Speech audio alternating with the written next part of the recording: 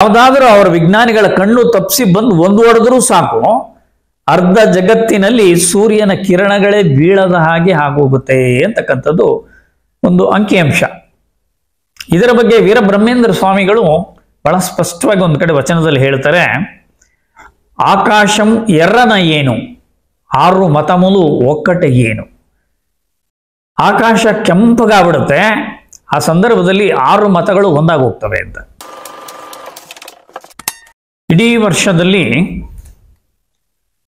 ಯಾವ ಯಾವ ತಿಂಗಳಲ್ಲಿ ಯಾವ ಯಾವ ವಿಶೇಷವಾದ ದಿನಗಳು ಬರ್ತವೆ ಅಂತಕ್ಕಂಥದ್ರಾಗ ವಿಶ್ವಸಂಸ್ಥೆ ಹೊರಡಿಸಿರತಕ್ಕಂಥ ಕೆಲವು ದಿನಾಂಕಗಳನ್ನ ಮೆನ್ಷನ್ ಮಾಡಿ ಮಾತಾಡ್ತಾ ಇದ್ವಿ. ಮೇ 22 ವಿಶ್ವ ಜೀವಿ ವೈವಿಧ್ಯ ದಿನವನ್ನ ಆಚರಿಸೋದಕ್ಕೆ ವಿಶ್ವಸಂಸ್ಥೆ ಕರೆ ಕೊಟ್ಟಿದೆ. ಜೀವಿ ವೈವಿಧ್ಯ ನಶಿಸಿದ್ರೆ ಮಾನವ ಸಂತತಿ ನಶಿಸುತ್ತೆ ಅಂತಕ್ಕಂಥ ಮಾತನ್ನ ನಾನು ಆಗ್ಲೇ ಹೇಳಿದೆ. ಜೂನ್ ತಿಂಗಳು ಬಂತು ಅಂದ್ರೆ ಜೂನ್ 5 ವಿಶ್ವ ಪರಿಸರ ದಿನಾಚರಣೆ. ಇಂತಹ ಆತಂಕದ ಸನ್ನಿವೇಶದ 24ರ ಇಸವಿಯಲ್ಲಿ ಮುಂದಿನ ಜೂನ್ ವಿಶ್ವ ಪರಿಸರ ದಿನಾಚರಣೆ ಬರ್ತಾ ಇದೆ. ವಿಶ್ವ ಪರಿಸರ ದಿನಾಚರಣೆಯನ್ನು ಆಚರಿಸೋದಕ್ಕೆ ಕರೆ ಕೊಟ್ಟಂತದರ ಹಿನ್ನೆಲೆ 73-74ರಲ್ಲಿ ಜನರಲ್ ಅಸೆಂಬ್ಲಿ, ವಿಶ್ವಸಂಸ್ಥೆಯ ಜನರಲ್ ಅಸೆಂಬ್ಲಿ ಅಂತಕ್ಕಂಥ ಒಂದು ಸಂಸ್ಥೆಯಲ್ಲಿ ತೆಗೆದುಕೊಂಡಂತಹ ಒಂದು ನಿರ್ಣಯ, ಪರಿಸರದಲ್ಲಿ ಅಸಮತೋಲನ ಉಂಟಾಗ್ತಾ ಇದೆ, ಏನೋ ಭಯಂಕರ ವ್ಯತ್ಯಾಸಗಳಾಗ್ತಾ ಇದೆ, ಇದನ್ನ ಸರಿಪಡಿಸ್ಕೊಳ್ಳೋ ದಿಕ್ಕಲ್ಲಿ ಪರಿಸರದಲ್ಲಿ ಏನು ಅಸಮತೋಲನ ಉಂಟಾಗ್ತಿದೆಯೋ ಅದನ್ನ ಬ್ಯಾಲೆನ್ಸ್ಗೆ ತರೋದಕ್ಕಾಗಿ 75ನೇ ಇಸ್ವಿ ಜೂನ್ ತಿಂಗಳನ್ನ ವಿಶ್ವ ಪರಿಸರ ದಿನಾಚರಣೆಯನ್ನಾಗಿ ಆಚರಿಸೋದಕ್ಕಾಗಿ ವಿಶ್ವಸಂಸ್ಥೆ ಕರೆ ಕೊಡ್ತು. ಜೂನ್ 5ಕ್ಕೆ ಅದನ್ನು ಆಚರಿಸ್ತಾ ಇದ್ದೀವಿ, ಮುಂದಕ್ಕೆ ಆಚರಿಸ್ತೀವಿ ನಾವೀಗ. ಅದರಲ್ಲಿ ವಿಶ್ವ ಸಾಗರ ದಿನಾಚರಣೆ 8ನೇ ತಾರೀಕು, ಜೂನ್ 21 ಅಂತಾರಾಷ್ಟ್ರೀಯ ಯೋಗ ದಿನ, ಜೂನ್ 30ನೇ ತಾರೀಕು, ಮುಂದಿನ ಜೂನ್ 30ನೇ ತಾರೀಕು ವಿಶ್ವ ಕ್ಷುದ್ರ ಗ್ರಹಗಳ ದಿನ ಬೇರೆ ಬರ್ತಾ ಇದೆ. ಕ್ಷುದ್ರ ಗ್ರಹಗಳ ದಿನ ಅಂದ್ರೆ ಈಗಾಗಲೇ ವಿಶ್ವಾದ್ಯಂತ ಬಹಳಷ್ಟು ತಜ್ಞರು ವಿಜ್ಞಾನಿಗಳು ಮಾಹಿತಿಗಳನ್ನು ಕೊಡ್ತಾ ಇದ್ದಾರೆ. ಮಂಗಳ ಮತ್ತು ಗುರುಗ್ರಹದ ಮಧ್ಯೆ ಇರತಕ್ಕಂಥ ಸಹಸ್ರಾರು ಕ್ಷುದ್ರ ಗ್ರಹಗಳ ಪೈಕಿ ಕೆಲವು ಕ್ಷುದ್ರ ಗ್ರಹಗಳು ಭೂಮಿಯ ಕಡೆಗೆ ಬರ್ತಾ ಇರತಕ್ಕಂಥದ್ರ ಬಗ್ಗೆ ಮಾಹಿತಿ ಕೊಡ್ತಾ ಇದ್ದಾರೆ. ಅದು ಬಂದು ಭೂಮಿಗೆ ಒಡೆದದ್ದೇ ಆದರೆ ಭಾರೀ ಭೂಮಂಡಲದಲ್ಲಿ ಗಂಭೀರ ಪರಿಣಾಮಗಳು ಉಂಟಾಗುತ್ತೆ ಅಂದ ಕಾರಣಕ್ಕಾಗಿ ವಿಜ್ಞಾನಿಗಳು ಕೂಡ ಅಲರ್ಟ್ ಆಗಿ ಜನತೆಗೆ ಒಂದು ಸಮಾಧಾನ ತರತಕ್ಕಂಥ ಸಂಗತಿಯ ಬಗ್ಗೆ ಮಾತಾಡ್ತಿದ್ದಾರೆ. ಅದು ಅಂತಂದ್ರೆ ಭೂಮಿಯ ಕಡೆಗೆ ಹಾರಿ ಬರತಕ್ಕಂಥ ಕ್ಷುದ್ರ ಗ್ರಹಗಳ ಗಾತ್ರ ವ್ಯಾಸವನ್ನ ಪತ್ತೆ ಮಾಡಿಕೊಂಡು ಅದರ ವಿರುದ್ಧ ಆಟಮಿಕ್ ಎನರ್ಜಿಯನ್ನ ಬಳಸಿ ಆ ಕ್ಷುದ್ರ ಗ್ರಹ ಭೂಮಿಗೆ ಬಂದು ತಲುಪದ ಹಾಗೆ ಅಲ್ಲೇ ಧೂಳೆಬ್ಬರಿಸ್ತಕ್ಕಂಥ ಕೆಲಸವನ್ನ ಮಾಡ್ತೀವಿ ಅಂತಕ್ಕಂಥ ಸಮಾಧಾನದ ಮಾತನ್ನ ಹೇಳಿದ್ದಾರೆ. ಅಲ್ಲಿರ್ತಕ್ಕಂಥದ್ದು ಒಂದೋ ಎರಡೋ ಆದ್ರೆ ಇವ್ರ ಮಾತನ್ನ ನಾವು ನಂಬೋದು.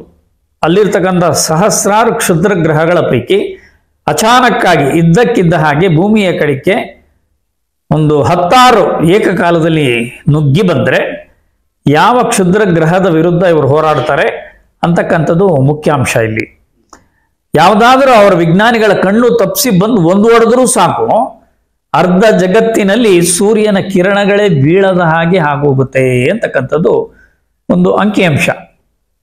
ಇದರ ಬಗ್ಗೆ ವೀರಬ್ರಹ್ಮೇಂದ್ರ ಸ್ವಾಮಿಗಳು ಬಹಳ ಸ್ಪಷ್ಟವಾಗಿ ಒಂದು ಕಡೆ ವಚನದಲ್ಲಿ ಹೇಳ್ತಾರೆ, ಆಕಾಶಂ ಎರ್ರನ ಏನು ಆರು ಮತಮುಲು ಒಕ್ಕಟೆ ಏನು. ಆಕಾಶ ಕೆಂಪಗಾಗ್ಬಿಡುತ್ತೆ, ಆ ಸಂದರ್ಭದಲ್ಲಿ 6 ಮತಗಳು ಒಂದಾಗಿ ಹೋಗ್ತವೆ ಅಂತ. ಅಂದ್ರೆ ಯಾವುದೇ ಮತಭೇದಗಳು ಜಾತಿ ಭೇದಗಳಿಲ್ಲದೆ ಜನ ಎಲ್ಲ ಒಂದೇ ಅಂತಕ್ಕಂಥ ಭಾವನೆಗಳು ಬಂದುಬಿಡುತ್ತೆ ಅಂತಂದ್ರೆ ಜನ ಅಷ್ಟು ಭಯಭೀತರಾಗೋಗಿರ್ತಾರೆ.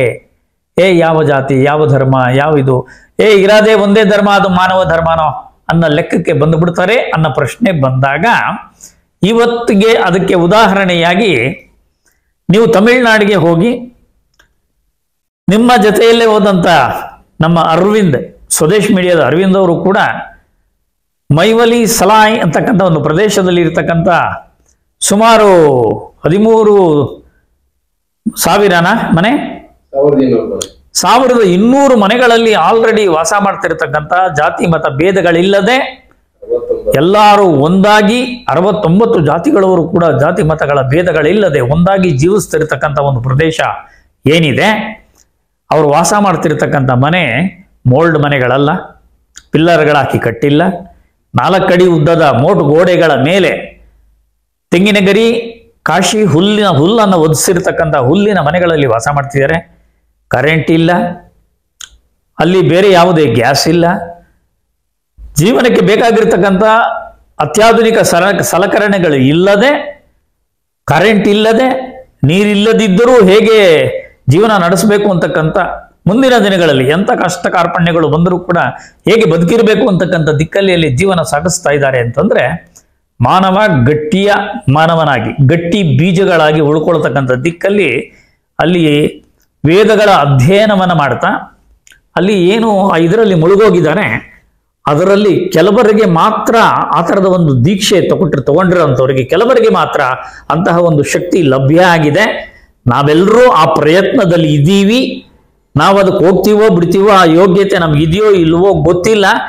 ಆದರೆ ಆ ದಿಕ್ಕಲ್ಲಿ ಹೋಗ್ಬೇಕು ಅಂತ ಪ್ರಯತ್ನದಲ್ಲಿ ನಾವು ಅಲ್ಲಿದ್ದುಕೊಂಡು ಜೀವನ ಮಾಡ್ತಿದ್ದೀವಿ ಅಂತಕ್ಕಂಥ ಮಾತನ್ನ ಅಲ್ಲೇ ವಾಸ ಮಾಡ್ತಿರ್ತಕ್ಕಂಥ ಚಿತ್ರದುರ್ಗ ಮೂಲದ ಸಲಾಯ್ ಸೋಮಶೇಖರ್ ಅವರು ಅತ್ಯಂತ ಗಂಭೀರವಾಗಿ ಮಾತಾಡಿದ್ದಾರೆ. ಈ ಹಿಂದೆ ಚಾನಲ್ಗಳವರು ಅಲ್ಲಿಗೆ ಹೋಗೋದಕ್ಕೆ ಮುಂಚೆ ನನ್ನ ಜೊತೆಯಲ್ಲಿ ಬಹಳ ಗಂಭೀರವಾಗಿ ಅವರು ಮಾತಾಡಿದ್ರು.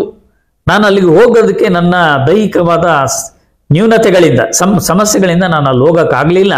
ಇಲ್ದಿದ್ರೆ ನಾನು ದಿನೇಶ್ ಅವ್ರ ಜೊತೆಯಲ್ಲಿ ಅಲ್ಲಿ ಹೋಗ್ತಿದ್ದೆ.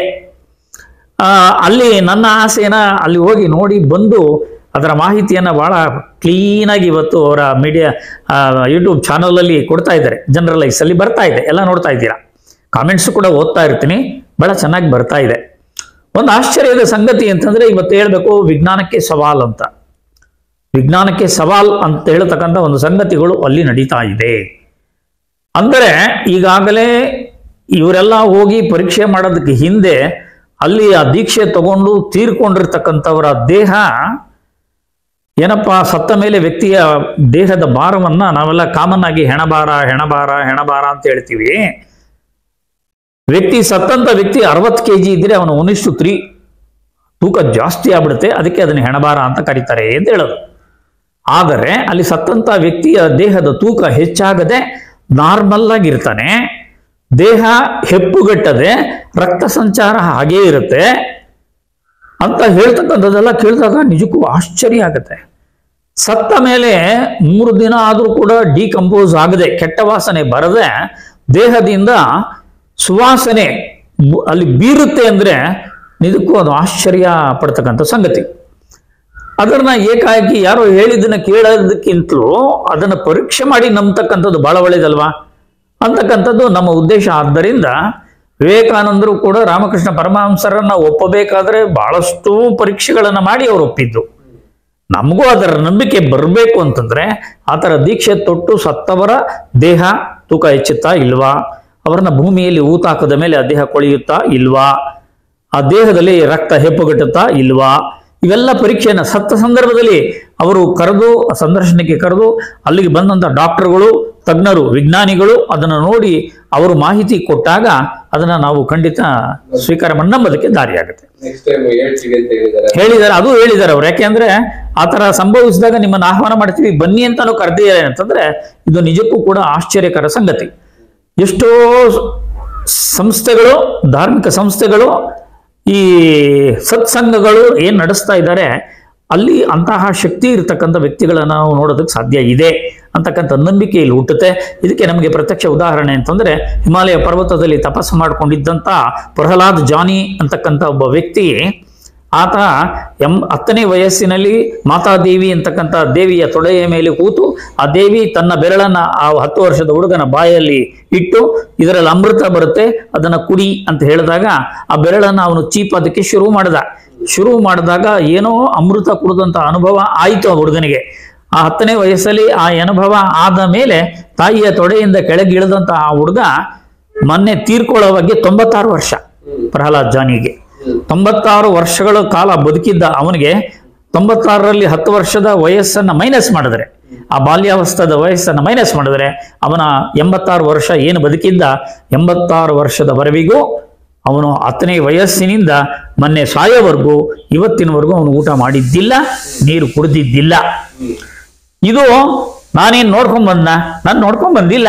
ಆದ್ರೆ ಅಹಮದಾಬಾದಿನ ಡಾಕ್ಟರ್ಗಳು ಈ ಸುದ್ದಿ ಗೊತ್ತಾದಾಗ ಆತನ್ನ ಒಂದು ರೂಮಲ್ಲಿ ಕೂಡಾಕಿ ಲಾಕ್ ಮಾಡಿ, ಕಮಿಷನರು ಅಲ್ಲಿಗೆ ಸಂಬಂಧಪಟ್ಟಂತ ತಹಸೀಲ್ದಾರ್ ಇದ್ದಂಗೆ ಕಮಿಷನರು ಸೀಸ್ ಮಾಡಿ, ಅಲ್ಲಿ ಪೊಲೀಸ್ ಪ್ರೊಟೆಕ್ಷನ್ ಹಾಕಿ, ಅವನೇನೇ ಯೋಗ ಯಾಗ ಧ್ಯಾನ ಏನೇ ಮಾಡಿ ಕಂಟ್ರೋಲ್ ಮಾಡಿದ್ರು ಅಕಸ್ಮಾತ್ ಅವನ ಹಿಂದಿನ ವಾರದ ಹಿಂದೆ ಏನಾದರೂ ತಿಂದಿದ್ರೆ ಅದು ಈಚೆ ಬರಲೇಬೇಕು.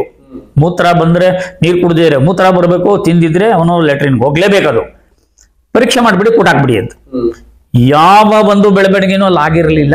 9ನೇ ದಿನ ಈಚೆಗೆ ಬಿಟ್ರು. 9ನೇ ದಿನ ಈಚೆಗೆ ಬಿಟ್ಟಾಗ ಒಳಗಡೆಗೆ ಬಂದಂತ ಡಾಕ್ಟರ್ಗಳ ತಂಡ, ಅಹಮದಾಬಾದಿನ ಡಾಕ್ಟರ್ಗಳ ತಂಡ ಆತನ ಮೇಲೆ ಶಾರೀರಿಕ ಅಧ್ಯಯನ ನಡೆಸಿದ್ರು. ಅಧ್ಯಯನ ನಡೆಸಿದಾಗ ಅವರಿಗೆ ಪರಮಾಶ್ಚರ್ಯ ಕಾದಿತ್ತು.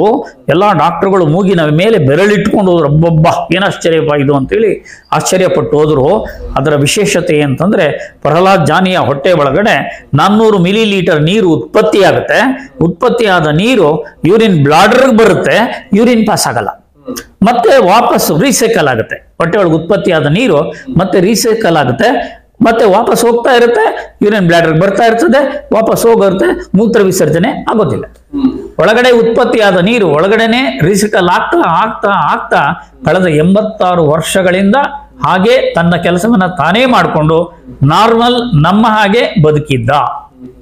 ಇದು ಆ ಲೇಖನದಲ್ಲೇ ಬರೆದರು, ವಿಜ್ಞಾನಕ್ಕೆ ಸವಾಲ್ ಅಂತ ಬರೆದಿದ್ದರ ಜೊತೆಗೆ ಅಹಮದಾಬಾದ್ ಡಾಕ್ಟರ್ಗಳು all India medical science AIIMS ಏನಿದೆ ಡೆಲ್ಲಿ ಒಳಗಡೆ, ಏಮ್ಸ್ ಆಸ್ಪತ್ರೆಗೆ ಈತನ ರೆಫರ್ ಮಾಡಿ ಆತನ ಹೊಟ್ಟೆಯಲ್ಲಿ ಉತ್ಪತ್ತಿ ಆಗ್ತಕ್ಕಂಥ 400 ಮಿಲಿಲೀಟರ್ ನೀರು ಹೇಗೆ ಉತ್ಪತ್ತಿ ಆಗುತ್ತೆ, ಉತ್ಪತ್ತಿಯಾದ ನೀರು ಯೂರಿನ್ ಬ್ಲಾಡರ್ಗೆ ಬಂದು ಯೂರಿನ್ ಪಾಸ್ ಆಗದೆ ಮತ್ತೆ ವಾಪಸ್ಸು ರೀಸೈಕಲ್ ಆಗುತ್ತಲ್ಲ, ಆ ನೀರಲ್ಲಿ ಏನ್ ಶಕ್ತಿ ಇದೆ ಅದನ್ನ ಪತ್ತೆ ಮಾಡ್ಕೊಂಡ್ಬಿಟ್ರೆ ನಮ್ಮ ದೇಶದ ಸೈನಿಕರಿಗೆ ಕಾರ್ಗಿಲ್ ನಂತಹ ಪ್ರದೇಶದಲ್ಲಿ ಊಟ ಕೊಡದೆ ಹೇಗೆ ಯುದ್ಧ ಮಾಡಿಸ್ಕೋಬೇಕು ಅಂತಕ್ಕಂಥ ಆಲೋಚನೆಯನ್ನು ಮಾಡಿದ್ರು.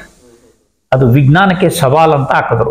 ಇದೆಲ್ಲ ನೋಡಿದಾಗ ಮೈವಲಿ ಸಲಾಯಲ್ಲಿ ಈ ತರದ ಒಂದು ಕಾರ್ಯ ನಡೀತಾ ಇದೆ ಅಂತಂದ್ರೆ ಖಂಡಿತ ಎಲ್ಲೋ ನಂಬಿಕೆ ಬರುತ್ತದು. ಅದು ಪರೀಕ್ಷೆ ಆಗ್ಬೇಕದು, ಪರೀಕ್ಷೆ ಆಗ್ಬೇಕು. ಜನತೆಗೆ ಆ ಒಂದು ವೇದಗಳ ಅಧ್ಯಯನ, ಆ ಚಿಂತನೆ, ಸನಾತನದ ಒಂದು ಧರ್ಮದ ಇದೇನು, ಆ ಯಾವುದೇ ವಿಗ್ರಹಗಳ ಇದಿಲ್ಲದೆ, ಪೂಜೆ ಇಲ್ಲದೆ ಸನಾತನ ಧರ್ಮದ ಪೂಜೆಗಳನ್ನ ವೇದಾಧ್ಯಯನ ಮಾಡತಕ್ಕಂಥದರ ಶಕ್ತಿ ಏನು ಅಂತಕ್ಕೂ ಕೂಡ ನಾವು ಹಾಜರುಪಡಿಸೋದಕ್ಕೆ ದಾರಿ ಆಗುತ್ತೆ. ಅದಕ್ಕೋಸ್ಕರ ಆ ಥರದ ಒಂದು ಪರೀಕ್ಷೆ ಮಾಡ್ತಕ್ಕಂಥದ್ದು ಯಾವುದೋ ದುರಹಂಕಾರನೋ ಅಥವಾ ಏನೋ ಒಂದು ಇದಕ್ಕಾಗಿ ಅಲ್ಲ, ಮನುಷ್ಯನಿಗೆ ಸತ್ಯದ ದರ್ಶನ ಮಾಡೋದಕ್ಕೆ ಇವೆಲ್ಲ ಖಂಡಿತ ಆಗ್ಲೇಬೇಕು. ನಾನು ಸಲಾಯ್ ಸೋಮಶೇಖರ್ ಅವ್ರ ಜೊತೆಯಲ್ಲಿ ಮಾತಾಡಿದಾಗ ಬಹಳ ಗಂಭೀರವಾಗಿ ಅದರ ಬಗ್ಗೆ ನನಗೆ ಬಹಳಷ್ಟು ವಿಚಾರಗಳು ಹೇಳಿದ್ರು. ಖುಷಿ ಆಯ್ತು. ರೈತ ತಾನು ಬೆಳೆದ ಬೆಳೆಯಲ್ಲಿ 10 kg ಗಟ್ಟಿ ಕಾಳನ್ನ ಒಂದು 2-3 ಎಕರೆಗೆ 10 kg ಕಾಳನ್ನ ಬಿತ್ತನೆ ಮಾಡಿಬಿಡ್ತಾನೆ. ಬಿತ್ತನೆ ಮಾಡಿದಾಗ 10 kg ಕಾಳು ಬಿತ್ತನೆ ಮಾಡಿ 10 ಕ್ವಿಂಟಾಲ್ ಇಳುವರಿ ತಗೋತಾನೆ. 10 ಕ್ವಿಂಟಾಲ್ ಇಳುವರಿ ತಗೊಂಡು ಅದೆಲ್ಲ ಜೀವನ ನಿರ್ವಹಣೆಗೆ 2 ವರ್ಷ 3 ವರ್ಷ ತಿಂದು ಬದುಕಿ ಮತ್ತೆ ಬೆಳೆ ಬೆಳೆಯುವಾಗೆ ಅದರಲ್ಲೇ ಒಂದು 10 kg ಗಟ್ಟಿ ಕಾಳನ್ನು ಆಯ್ದಿಟ್ಕೊಂಡುತ್ತಾನೆ ಮುಂದಿನ ಬೆಳೆಗೆ. ಹಂಗೇನೆ ಮುಂದೆ ವಿಶ್ವ ವಿನಾಶ ಆದಾಗ ಮತ್ತೆ ಭೂಮಿಯ ಮೇಲೆ ಮನುಷ್ಯ ಬೀಜವನ್ನ ಬಿತ್ತೋದಕ್ಕಾಗಿ ಇವರು ಗಟ್ಟಿ ಬೀಜಗಳನ್ನ ತೆಗೆದಿಟ್ಕೋತಾ ಇದ್ದಾರೆ ಮೈವಲಿ ಸಲಾಯ್ ಅನ್ನೋರು. ಇದು ನಿಜಾನ? ಇದು ಸಾಬೀತಾಗಬೇಕು. ಖಂಡಿತ ಅದು ಅದ್ಭುತವಾದ, ಅಷ್ಟು ದೂರ ಹೋಗಿ ನೀವು ಅದನ್ನ ಶೂಟ್ ಮಾಡ್ಕೊಂಡು ಬಂದು ಜನಕ್ಕೆ ಪರಿಚಯ ಮಾಡಿಸ್ತಕ್ಕಂಥ ಕೆಲಸ ಮಾಡ್ತಾ ಇದ್ದೀರಾ. ಅದು ನಿಜಕ್ಕೂ ಕೂಡ ನಾನು ದಿನೇಶ್ ಅವರಲ್ಲಿ ಹೋಗ್ತಾರೋ ಇಲ್ವೋ ಅಂತ ನಾನು ಅನ್ಕೊಂಡಿದ್ದು. ಗಟ್ಟಿ ಮನ್ಸು ಮಾಡಿ ಹೋಗಿ ಬಂದ್ರಿ, ತುಂಬಾ ಧನ್ಯವಾದಗಳು. ಅದೇ ತರ ಜನ ಬದುಕ್ತಾ ಇದ್ದಾರೆ, ಬಟ್ ಒಳಗಡೆ ಯಾರನ್ನು ಬಿಟ್ಕೊಳಲ್ಲ. ಒಳಗಡೆ ಯಾರನ್ನು ಬಿಟ್ಕೊಳಲ್ಲ ಅಂತ ಆ ಊರವ್ರು ಮಾತ್ರ ಹೋಗ್ಬೇಕು ಅಂತ ಒಂದು ಜಾಗ ಇದೆ. ಅದನ್ನು ನೋಡ್ಬೇಕು ಯಾವಾಗ ಚಾನ್ಸ್ ಇರುತ್ತೆ. ನಿಯರ್ ಬೈ ಕೊಳ್ಳೇಗಾಲ ಅಂತ ಅಲ್ಲಿ ಹೋಗಿ ಬಂದಾದ್ಮೇಲೆ ಇನ್ನೊಬ್ರು ಹೇಳಿದ್ರು ಈ ತರ ಇದೆ, ಬಟ್ ಒಳಗಡೆ ಯಾರನ್ನು ಬಿಟ್ಕೊಳಲ್ಲ. ಅವ್ರು ಗೊತ್ತಿರೋ ರಿಲೇಷನ್ಸ್ ಅವ್ರ ಜೊತೆ ಕರ್ಕೊಂಡ್ ಬರ್ಬೇಕು ಅಂತ ಮಾತ್ರ ಒಳಗಡೆ ಬಿಟ್ಕೊಳ್ತಾರೆ. ಯಾವ್ದೊಂದು ಕಾಡಿನ ಹತ್ರ ಇರೋಂಥ ಜನಾಂಗ. ನೋಡಿ.